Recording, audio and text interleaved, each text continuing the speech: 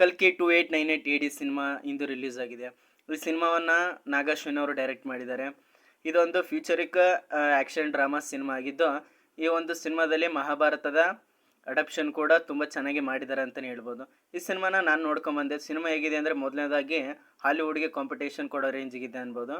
ಯಾಕೆಂದರೆ ಈ ಒಂದು ಸಿನಿಮಾ ಕ್ವಾಲಿಟಿ ನೋಡಿದಾಗ ತುಂಬ ಜನರು ಮ್ಯಾಡ್ ಮ್ಯಾಕ್ಸು ಫ್ಯೂರಿಯಸ್ನ ಕಂಪೇರ್ ಮಾಡ್ತಾಯಿದ್ರು.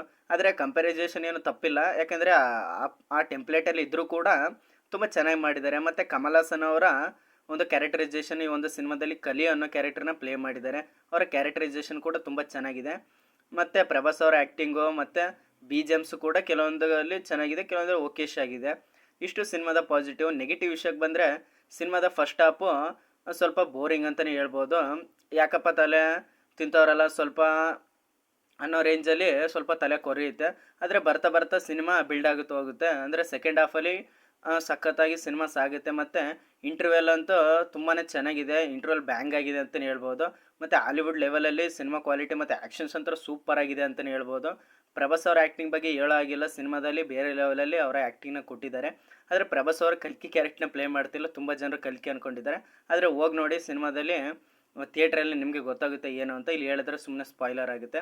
ಸೊ ಮತ್ತು ಈ ಒಂದು ಸಿನಿಮಾದಲ್ಲಿ ದಿಶಾ ಪಟಾಣಿ ಅವರ ತುಂಬ ಚೆನ್ನಾಗಿ ಕಾಣಿಸ್ಕೊಂಡಿದ್ದಾರೆ, ಕ್ಯೂಟಾಗಿ ಅಂತಲೇ ಹೇಳ್ಬೋದು.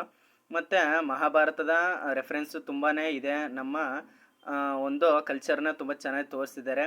ಮತ್ತು ಅಮಿತಾಬ್ ಬಚ್ಚನ್ ಅವರು ಕ್ಯಾರೆಕ್ಟರೈಸೇಷನು ತುಂಬ ಚೆನ್ನಾಗಿದೆ ಅಂತಲೇ ಹೇಳ್ಬೋದು. ಅವರ ಮತ್ತು ಭೈರವ್ ನಡುವೆ ನಡೆಯುವಂಥ ಫೈಟ್ ಸೀಕ್ವೆನ್ಸು ಸಖತ್ತಾಗಿ ಮೂಡಿ ಬಂದಿದೆ ಅಂತಲೇ ಹೇಳ್ಬೋದು.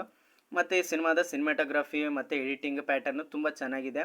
ಸೊ ಸಿನಿಮಾ ಒಂದು ರೇಂಜಿಗೆ ಚೆನ್ನಾಗಿದೆ ಅಂತಲೇ ಹಾಲಿವುಡ್ಗೆ ಕಾಂಪಿಟೇಷನ್ ಕೊಡೋಂಥ ಸಿನಿಮಾ. Thank you friends, bye.